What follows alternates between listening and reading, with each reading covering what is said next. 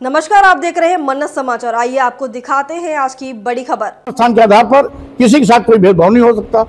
तो संविधान की कसम खाने वाले संवैधानिक पदों में बैठे हुए प्रधानमंत्री, मुख्यमंत्री जी और उनकी पार्टी 24 घंटा हिंदू, मुस्लिम और मस्जिद मंदिर का राज क्यों लगाती है? सारे मुद्दे पर फेल हो गए हैं। अपनी असफलता को छिपाने के लिए, देश की जनता के आंख में धूल झोंकने के लिए हिंदू, मुस्लिम और मस्जिद मंदिर इनकी एक साजिश है। ना ये हिंदू के पक्षधर हैं, न मुस्लिम के पक्षधर हैं। ये देश लूट रहे हैं, देश बेच रहे हैं, इसलिए इनसे सावधान रहने की आवश्यकता है। प्रधानमंत्री जी का बयान है कि देश का सबसे बड़ा दुश्मन आत्मनिर्भरता है। नहीं, देश का कोई दुश्मन है तो कोई देश नहीं है। वो आत्मनिर्भरता होना जो है, अगर हम आत्मनिर्भर होते हैं तो देश के लिए सबसे बड़ा फायदेमंद होता है। दूसरे देश पर निर्भर होना हमारा सबसे बड़ा दुश्मन है। दूसरे देशों पर निर्भर होना हमारा सबसे बड़ा दुश्मन है। भाई, आत्मनिर्भर आप होंगे कैसे? देश के करोड़ों नौजवान को रोजगार बना के 80 करोड़ लोगों को 5 किलो 10 किलो चावल पर जीने की प्रश्न पैदा करके ऐसे आत्मनिर्भर होगा? रोजगार, जहां रोजगार मिलना चाहिए उन संस्था सरकारी विभागों को बेच रहे हैं, ऐसे देश मजबूत होगा? नौजवानों को, आने वाली पीढ़ी को कंगाल बना के देश मजबूत होगा? तो स्वाभाविक रूप से भारतीय जनता पार्टी कहती कुछ है, करती कुछ है। लोक लुभावन वादे और नारे करती है और ठीक उल्टा काम करती है, जिससे आज देश ट्राई कर रहा है।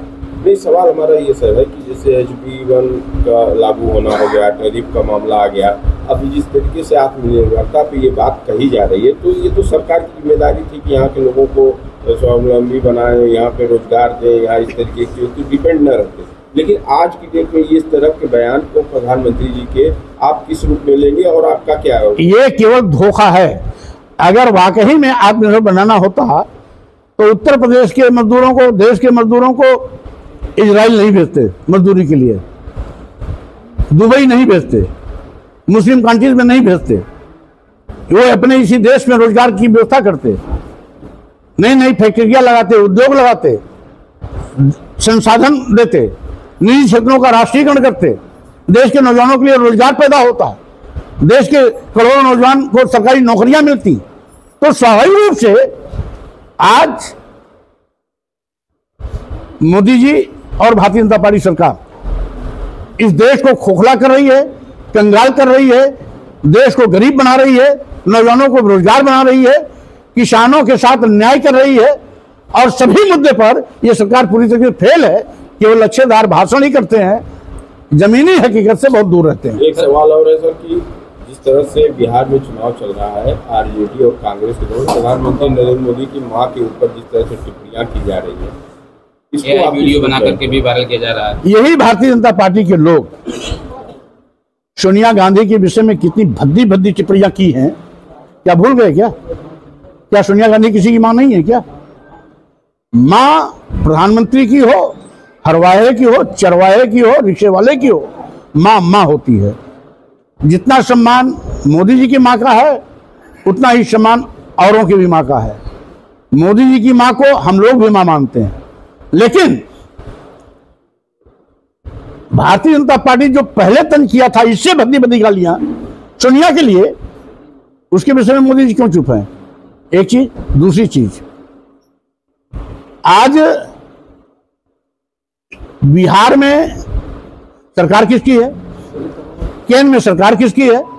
अगर किसी ने गाली दी, उसके खिलाफ तत्काल FIR करके जेल भेजना चाहिए, न कि बिहार बंद करना चाहिए। बिहार बंद का मतलब अपनी गठबंधन सरकार के खिलाफ मोर्चा खोलना। तो स्वाभाविक रूप से ये जिस थाली में खाते हैं उसमें भी छेद करते हैं, और साथ ही साथ आज देश की बेरोजगारी, गरीबी, महंगाई, अशिक्षा और साथ देश बेचा जाना, स्कूल बंद किया जाना, इन मुद्दों पर तो कभी बाहर नहीं निकलते, कभी सड़क पर नहीं निकलते। मां गाली मिल गई, बिहार बंद हो रहा है, जबकि उसके खिलाफ FIR होना चाहिए, जेल जाना चाहिए और यही परमाणु पटाक्षेप होना चाहिए। ये चुनावी मुद्दा बनाने के लिए गाली देना एक साजिश है, और जिस व्यक्ति ने गाली दी उसकी फोटो एक नहीं दर्जनों बार नीतीश जी के साथ वायरल हुई है।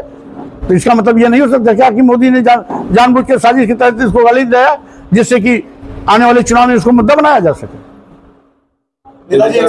खबरों में अब तक के लिए बस इतना ही, फिर होगी आपसे मुलाकात। तब तक के लिए नमस्कार और देखते रहिए मन समाचार। ऐसी ही लेटेस्ट अपडेट पाने के लिए हमारे चैनल को सब्सक्राइब करें और तुरंत नोटिफिकेशन पाने के लिए बेल आइकन प्रेस करना ना भूलें। यदि आप हमें फेसबुक या इंस्टाग्राम के माध्यम से देख रहे हैं तो हमारे पेज को फॉलो जरूर करें। धन्यवाद।